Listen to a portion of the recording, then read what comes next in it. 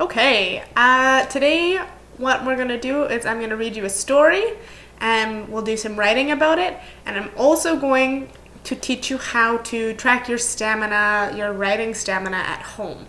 So I'm going to start with the writing stamina. What you need for that is just a piece of paper and a pencil. You could do this in a notebook or on a sheet of paper. So what I did is I wrote numbers on the bottom. So you'll just write your number, like number 1, and then have a finger space 2, finger space 3, finger space 4, and just go in until I could only fit to the number 8. And so every day when you do your writing now, you can time yourself. So if you have a stopwatch on your tablet, or you could use the clock, you could see how long you spend writing each day, and that means how long you spend writing, you focusing, not stopping to play, not stopping to talk to mom and dad, how long you focus yourself on writing each day. So you'll time yourself. So I would just have a timer on my phone. So I'd put my stopwatch on. Then when I'm done, if I made it to 10 minutes today, I wrote for 10 whole minutes. What you do is you could use a marker or a pencil, so I would use a marker because you can do fun colors. So if I wrote for 10 minutes, I got 10 minutes of stamina today. What you do is you would draw 10 dots above it. So I'm going to go 1, 2, 3, 4, 5, 6, 7, 8, 9, 10. So 10 dots. Then tomorrow when I write, it's day 2. Maybe I only got to 9 minutes, so then I put 9. I'd go 1, 2, 3, 4, 5, 6, 7, 8, 9. And then I'm tracking my stamina. You can set your own goal. So at school for writing, we were doing pretty good and we were around 20 minutes. Now school at home might be a little bit different. So I would maybe start with a shorter goal. 10 minutes is a pretty good goal to start with.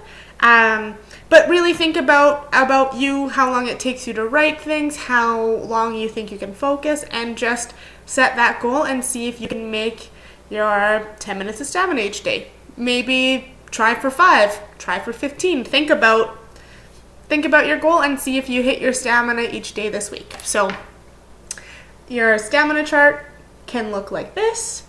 And now I'm going to read you a story. So I'm going to read you a story and you can write about this story. And you can practice tracking your stamina at home. It is by Robert Munsch, Andrew's Loose Tooth. It's a pretty funny one. So our author is Robert Munsch. Our illustrator is Marko Marchenko. And here we go. It's Andrew's Loose Tooth. When Andrew came downstairs, there was 3 big red apples in the middle of the table. And even though he had a loose tooth, he decided to eat an apple. He reached out, he picked up an apple, and he shined it on his shirt. Took a big bite and yelled, "Yow! Mom, do something about this tooth. It hurts so much. I can't even eat my apple." Andrew's mother opened up his mouth. She looked inside. "Ooh, ooh, ooh, it's a loose tooth," she said. "I know what to do." She took hold of the tooth with both hands, pulled as hard as she could, but the tooth did not come out. "Oh, Andrew," she said, "I just can't get that tooth out. Why don't you try another apple? That might make your tooth come out."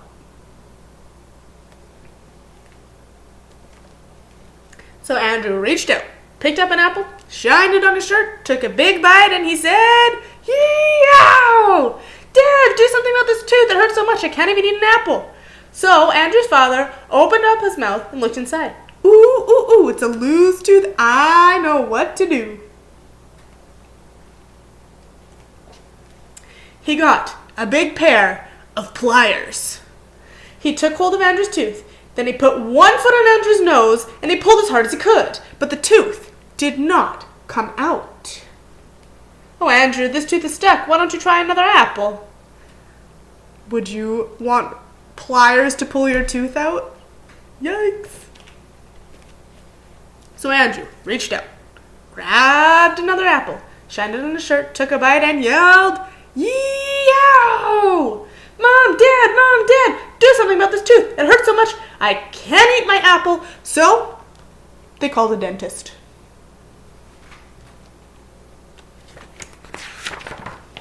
The dentist came in a shiny black car. He opened up Andrew's mouth and he looked.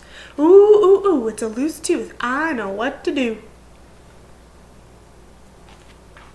He got a big, long rope. He tied one end to Andrew's tooth.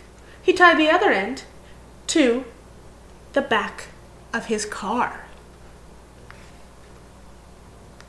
Do you think it's gonna work? Yeah? No? We can find out. So he tied the rope to the car and drove away as fast as he could. When he got to the end of the rope, his whole car fell apart. The dentist stood there holding a steering wheel. You can see Andrew's laughing and the dentist's car is like... Then Andrew's mother and his father and the dentist said, Andrew, Andrew, that tooth will not come out. You just can't eat breakfast. Andrew sat on the front yard looking sad. Then his best friend came along. Andrew, what's the matter? Oh, said Andrew, my mom can't get this tooth out. My dad can't get this tooth out. Even the dentist can't get this tooth out. And now I can't eat my breakfast. Ooh, ooh, ooh. I know what to do. Any ideas? What is he going to do? I think his friend's just going to pull it lightly and it's going to come out. That's what I think. So his friend went to Andrew's house and he called the tooth fairy on the phone. Okay. The tooth fairy roared up in a large motorcycle. Andrew looked at the tooth fairy and said, if you think you are going to use that motorcycle to pull out my tooth, you are crazy.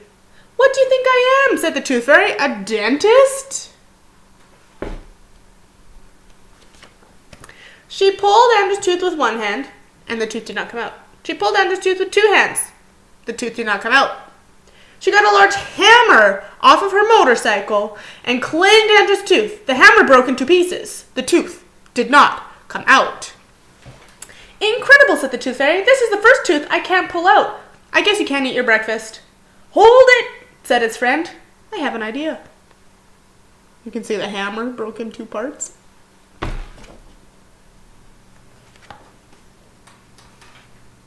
Louis went to Andrew's house and he got a pepper shaker.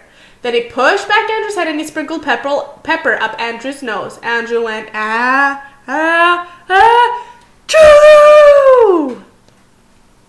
Look at that picture. Can you see the tooth? I'm not great at this, sorry. Ah, you can see the tooth flying out. Pew! He sneezed that tooth all the way across town.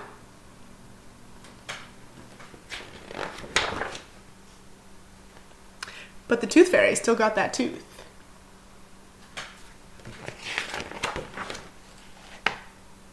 No words at the end, but look at all those apples.